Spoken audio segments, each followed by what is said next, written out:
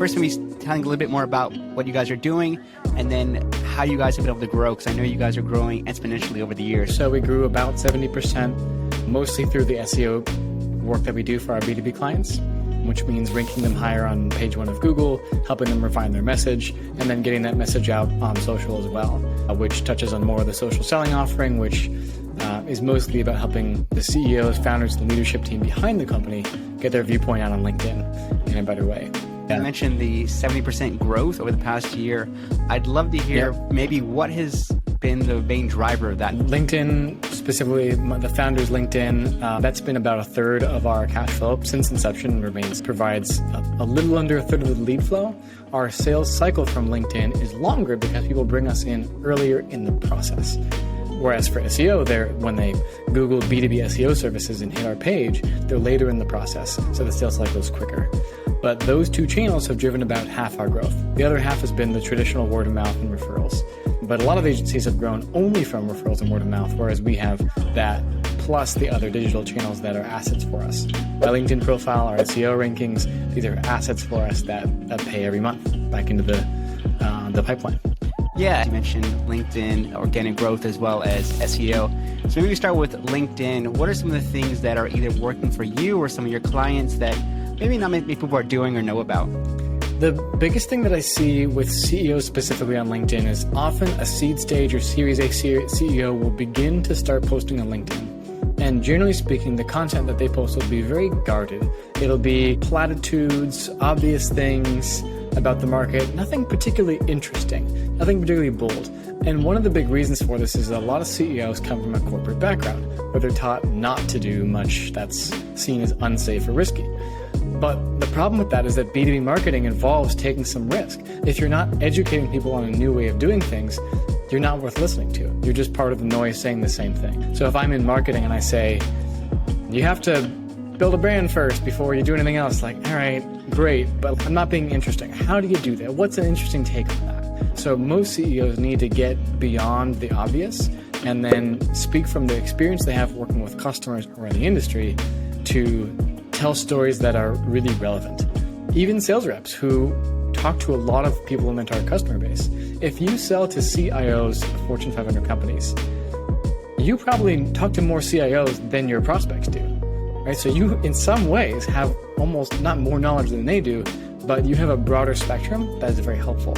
So people need to look at what is their unique advantage, what is their unique viewpoint that other people don't have, and then speak from that. I don't want people to just go on LinkedIn and spout more noise, but I do want you to tell stories. It happened even internally too. My partner and Chief Growth Officer, Ken, is fantastic at SEO, and he hadn't done much on LinkedIn for a long time. He saw what I was doing, he started posting, he posts really quality stuff in terms of its knowledge once a day, but the engagement was so low. And I said, Ken, tell stories. I want to hear about your background. People are not going to trust what you say until they know why you're saying it and where you're coming from. And I said, you know what? I'm going to write your post. I'm going to interview you. And so we sat down and I said, Ken, tell me how you went from building $800 websites to being a partner in a multi-million-dollar company. And we posted that. And instead of having 5 people like it, 100 people liked it. And the reach was much more massive. That always happens when we start ghostwriting for CEO, is the same thing. We say, I'm going to flip that switch. Tell me a story about how you went from here to there.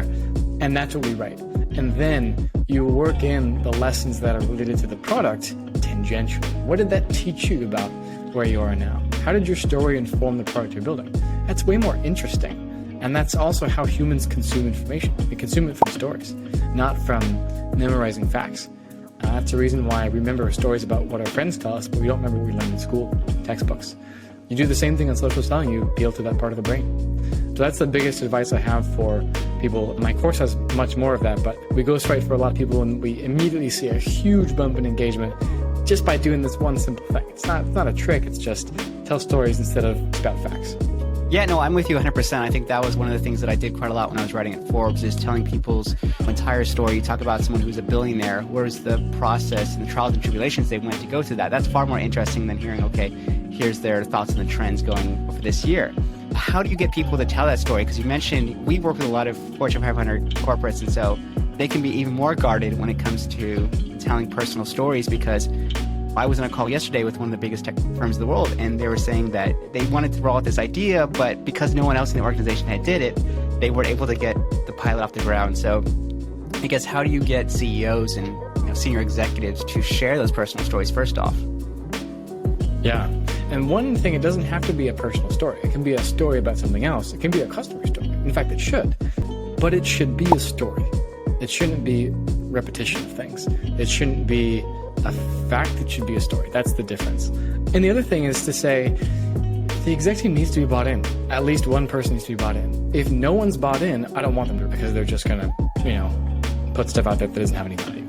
If everyone is saying, we know we should do social, but we're not willing to commit to actually, doing storytelling or to be different than our very dry company social media account, it's not going to hit. And they may as well not do it. They may as well do what they're doing without getting active on social. To get active on social, you have to commit to that way of being in public. And if nobody on the team will, right, all you need is one person to start the ball rolling. And we've had this too. We work with a public company that got acquired recently, who is a technology company, and not all of their team was on board with this. So we trained a lot of people on their team. We don't do a ton of training, but in this case, they really wanted it, so we did some sessions, and only some people wanted to adopt it. That was fine. Those people were able to get more business from their LinkedIn profile.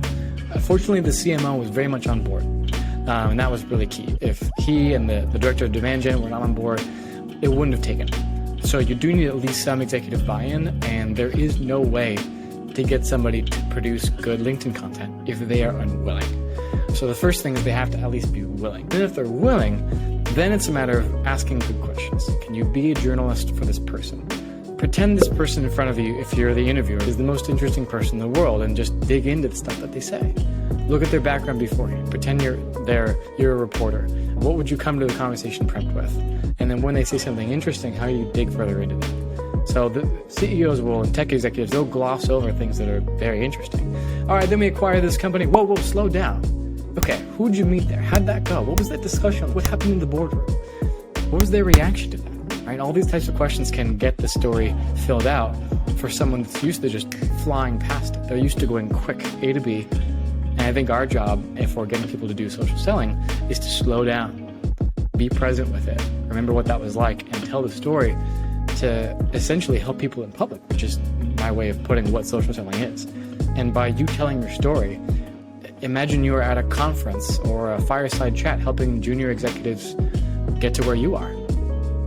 Tell the stories you would tell them. It's the same thing. Yeah, I think we bring a lot of good tips that I think we try to incorporate as well with clients, because we do a ton of workshops. And one thing we always try to do is you have a bell curve of people involved in that training session. So people who are already active on social, people who are on the fence, and people on the other side, doesn't matter what you tell them, will never post in their entire life, which is all right.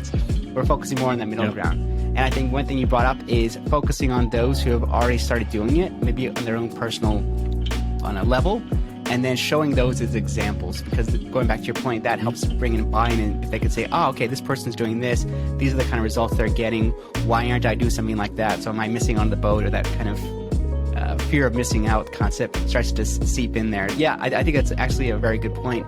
And you have to, at least in my experience, you have to start at the kind of top to bottom. So any kind of senior executive, whether it's CEO, CFO, CMO, like VPs, if you get them on board, then it's much easier for their team, because if they're doing it, then why isn't the team doing it? So I think particularly in Asia, that kind of lead by example really works out very well. I think so too. I think it's more common in the US to have somebody, a sales rep, who decides, I'm just going to go out on my own and do this. Whereas it's even helpful in the US for sure to have somebody at the same company or in the same industry above them doing it, because then they'll know it's okay. A lot of people, even in this country, are more afraid of what their boss will think of what they post. That's a big thing that we encounter is, I don't know if that's okay. I don't want to post something that makes people angry. Just stick to what you know and be humble about what you don't know. People will say, oh, I don't want to brag. Then don't. Be honest about it. If you worked with a customer that got this outcome and you tell the story, you're not the hero, they are. You're not bragging. You're bragging for them, not for yourself. And so I find that helps too, people getting around that. I'm no big shot. I'm not supposed to brag on social media. That's not who I am. Brag about other people. It doesn't feel nearly as weird, and it's way better for your audience too to talk about how this customer slayed the dragon and you were the sword. You're not the knight. It's a very different position, and it feels better to post that way too. Yeah, absolutely. That was one of the questions I was going to ask you more, is around what kind of stories, because you mentioned obviously telling your own personal story, where you started to where you are now, the learnings along the way. You talked about customer stories, so maybe a particular campaign or project that worked very well, and a little bit behind the scenes. Are there any other particular stories that you've found worked quite well in terms of either engagement or generating business? One of the biggest things I recommend right off the bat is to go through Salesforce and figure out the most common objections you get. Try to do discovery in public. If you have a common list of things that people always ask about, write posts about those things. If the average rep who can get 10 likes on a post and gets 1,000 views on a post, that's 1,000 people who at some level consumed your objection handling or your commercial teaching.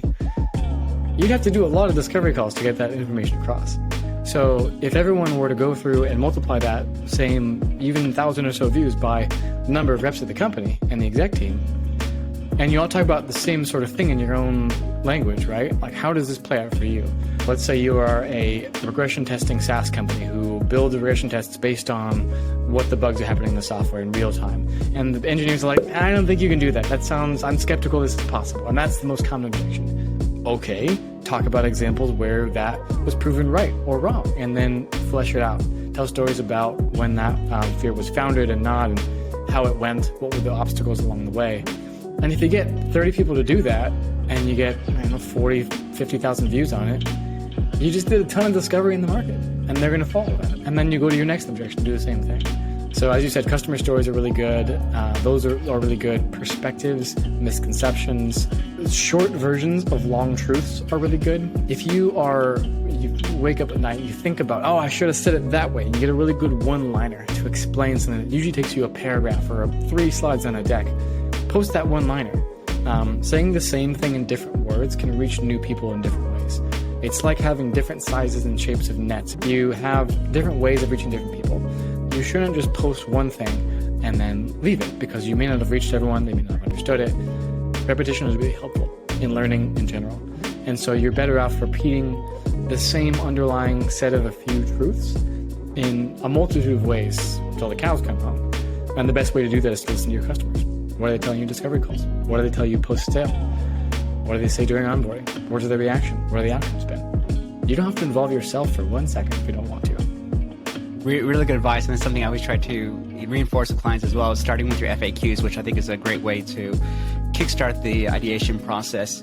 The million-dollar question that I always get, and I'd love to hear your thoughts on it as well, is once you start getting this engagement, people always ask, how do you convert your connections into customers? Yeah, this is good. And I spend a lot of time in the course going over specific conversation transcripts. And I just say, here's my inbox. Here's how we won this deal. Here's what it turned out to be. And I go through step by step and I say, okay, so they saw this post. He says, I want to get in touch because I saw your post about X, Y, and Z. Let's set up a meeting. Okay, what do I do next? I don't go for the meeting. I slow down. I ask questions first. I start discovery. I don't push for the meeting because it's not ready for me. I need to know more things to know if I'm qualified. And then finally, instead of pushing, I try to attract. And so at the moment where it makes the most sense to jump on a call, that's when I suggest the meeting. So most often, it's a couple of ways to convert. One, it's somebody who just DMs you and says, saw your post, want to talk. That's obvious. And even then, I recommend slowing down. The second one is if someone gets close, but not quite. They like your post, they leave a good comment, but they don't actually say, let's set up a meeting. In this case, what I want people to do is to just ask a good question and leave it. Those people often either don't want to talk yet, but want to talk later, or they're open to talking now, but there was some sort of resistance. Maybe they wanted to ask their question in private, and by you DMing them, without a pushy ask right up front, what you did was open the space for them to ask that private question. They didn't want to look stupid asking in public. And then they're ready for the discovery. Oh, great.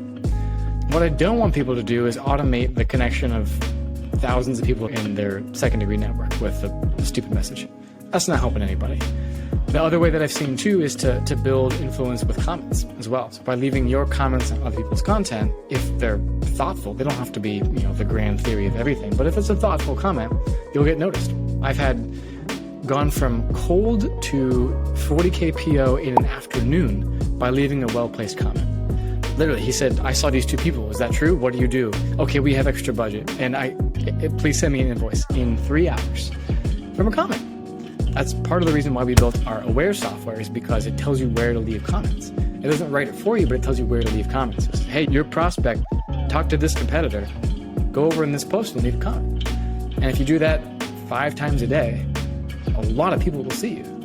And then they'll naturally get to know you. When they get to know you, they'll feel comfortable asking questions. When they feel comfortable asking questions, then it may make sense to set up a call. And then you just log it in Salesforce as lead source equals social selling. Yeah, I'd love to hear, because there's a new LinkedIn notification where you can hit someone's bell, if that's saying that right, and you get a notification. I think having that way is like a list of prospects or people interested. If I heard that correctly, you talked about if someone leaves a comment or maybe engaged with your post, you will direct message them with a question. Is it around like that particular topic? So for example, if you posted something about social selling tips or something like that, and they like it, they engage with it, would you send a direct message asking them about social selling there? And if they have any questions, or what's that script, if I can just get one example? Yeah, it's often misused. So the common thing I see people do is they'll take that to its extreme and they'll direct message everybody with a very leading question. They'll say, I saw you liked my post or this other person's post. If you want to hear more about social selling, let's talk about it in the call. I don't know. Or they'll say, how's your strategy going today? And it's very much, you can feel like they're just waiting for you to be like, okay, I need help. All right, pitch me. It's a leading question. If you're on the street and someone comes up to you with a mic in your face and says, what do you think the government's doing today? Are they doing a terrible job? You're like, that's a leading question. Well, then why don't you agree? So don't ask leading questions.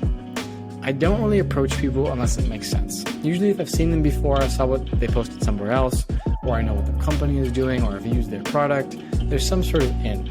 If they know similar people as me, if they've talked to similar people that I've talked to, there's a number of reasons why I might want to find a connection. And the thing is, there's no pattern. All my opening messages are very different.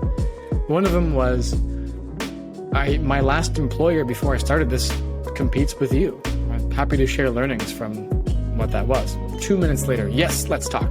There is as simple as, looks like my friend, is it just a LinkedIn connection, or you guys just talk a lot on offline as well? There's, saw your comment on my post, I actually don't fully agree with that, here's why. It's a wide variety of things. The crucial thing is actually not to script it. If you script it, you don't think about it, you're going to send way more notes, get fewer responses, people will just think you're a robot. So by actually not having a script and just thinking, okay, what do I find most interesting here? Of the things that I find interesting, what ranks at the top? All right, unpick that thing. It doesn't have to be business related. I saw that one of my prospects plays fingerstyle acoustic guitar. I was like, talk about customer success all day, but what do you play? Here's a video of me I posted on YouTube 2 years ago playing, this song. And we just talked about that. And eventually he was like, anyway, so what do you do? Oh yeah, we do this. Resist the script. It's hard to do, but when you really just sort of, I hate the phrase be yourself in this context, but when you lean into what you actually find interesting and you don't have a script, it tends to go better. That's LinkedIn etiquette. Cold call, script it out, that's fine. But on LinkedIn, it's a different platform. Yeah, I completely agree with you. And I think everyone always asks me what's this perfect script. And I agree with you. I think it goes back to this book right here, which is How to Win Friends and Influence People, which I've had about 20, 30 times. And it talks about the concept of being genuinely interested in others. And I think that goes back to your point about leaving comments on other people's posts, engaging with them, but doing it in a way where it generally shows you're interested. It's not just, hey, let me set up a 15-minute call with you, or let me find out more about your strategy, because, yeah, I mean, it just doesn't work. I think we've all made that mistake maybe early in our careers, and I wish I would have learned that many years ago, but yeah, I think you're spot on. Be curious. It's a great cheat code for winning LinkedIn, is just being curious everywhere. It'll lead you down paths you never thought you'd go down. And the worst thing, what's keeping you up at night? Oh God, please don't DM people and say what's keeping you up at night. You should tell them what people like them are staying up at night. Yeah. At best, ask them if it's that or something else. That's pulled from Challenger Sale, but that's what I like to do. Instead of saying what's keeping you up at night, I'll just say, yeah, most people I talk to are up at night from this. How's it going for you? And they're like, oh, you get me. Okay. That's a fair way to start a conversation. is teaching rather than asking. Yeah, absolutely. I'm definitely going to check out the course once it's live. I will happily promote it. Thank you. Appreciate it. I hope you like it. Yeah, absolutely. So we'll switch gears a bit on SEO, because I know you mentioned that 2/3 of the business now is focusing on SEO for B2B companies. I'd love to hear, breaking beyond kind of the usual tips we hear about doing keyword research, putting the right meta titles, meta descriptions, and so on.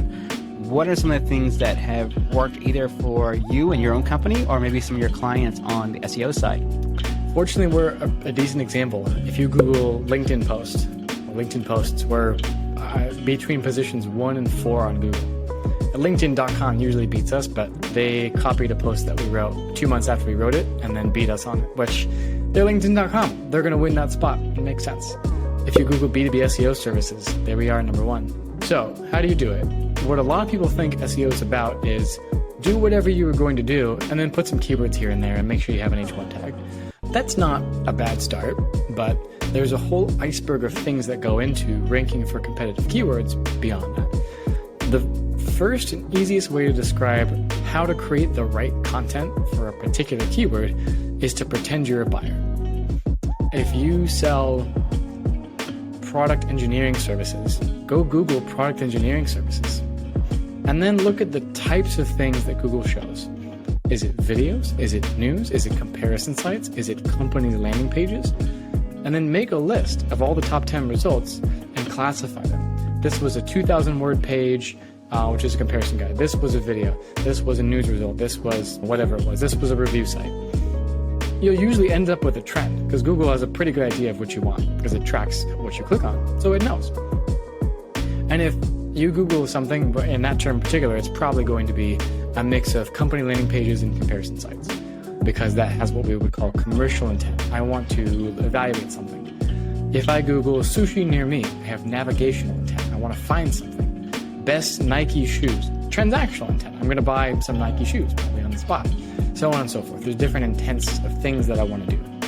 And the content you produce should be written with that intent in mind.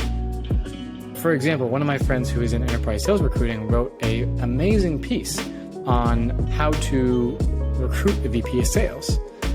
But unfortunately, the search intent for that keyword that it had the right to own was for a VP of sales who wants to interview.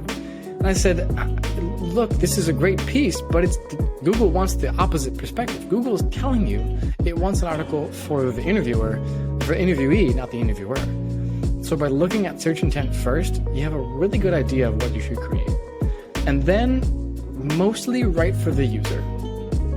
Of the pieces that rank, what do they all have in common? Definitely include that. And then include your special sauce, whatever it is that makes your company and product unique, your own perspective. Then make sure you have the right tags here, there, and the other. I might add, for those that want to go above and beyond, drive authoritative backlinks to that piece too, which is a fancy way of saying get people linking to that piece from other sites that have relevance and authority in the space. And I say relevance and authority, this is a quick way of saying this site that links to should ideally be in the same zone. If you write about manufacturing execution systems, don't get a site from a cooking blog. It's not going to help you. Your friend's blog that he started up 2 years ago and never posted will not help you. But the industry association magazine linking to definitely will. So pretend you're a buyer, go through that buyer's journey. If that buyer's journey includes Google, pretend you're a buyer searching on Google. And then do better than what you find. That's the unscientific and simple way of describing how SEO works is the better Google gets, the more it's like a human delivering you what you probably need from your query. So don't optimize for gaming the algorithm, and do optimize for I'm a buyer, I'm looking for some stuff. What do I really need? And what does the data show that I probably need on average? That's the way we rank for things. That's the way we help our clients rank for things. Even in really competitive spaces, IT, technology, services, industrial and automation, and our own kind of B2B marketing-oriented keywords. That's the best advice I have. We have a very scientific, very long, data-driven, robust process, but it boils down to, if you're doing this on a budget, or you don't have help from someone like us, pretend you're a buyer. That's it.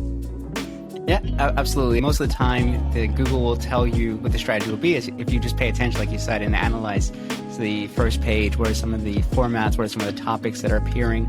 I'd love to hear your thoughts on rich snippets and questions that are appearing within the first page of Google.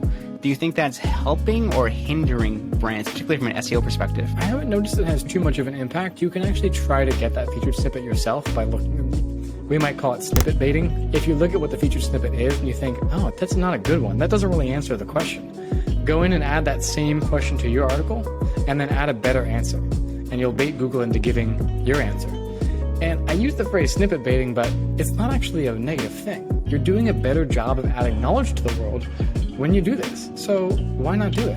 SEO is all about answering people's questions in a better way than before and keeping that knowledge fresh. So if Google's doing a good job of surfacing quick information quickly, like a featured snippet, play right into that. If I search for 20 things over the past month and 3 of those things have the same brand giving me a really good featured snippet, I have a pretty positive impression of that brand. They're answering my questions. That's some brand equity they built up with me. So I don't need them to click through on the spot and convert right now. This is B2B, right? We're all about building brand equity with our customers.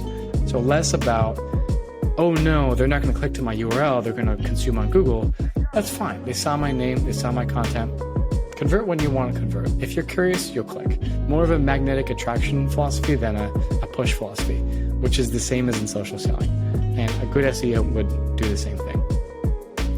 Yeah, I completely agree. So we talked about LinkedIn, we talked about SEO. Is there anything else that I haven't asked you that you think more B2B SaaS companies should be doing? I think more B2B SaaS companies should take a stronger position than they do. The most common issue I see is a company that, whether it's on LinkedIn or SEO or in the sales process or anywhere else, it hides too much. The way to get your brand really singing in the market is to go out and give free consulting, educate people, go beyond the obvious, and put that everywhere. Your sales process should tell a story that's beyond the obvious. What is your unique truth? If you don't have one, why are you going to market until you have one? The best SaaS companies have a unique truth. Take Gong, right? The unique truth was sales managers use opinions to coach and they shouldn't. And they didn't back down.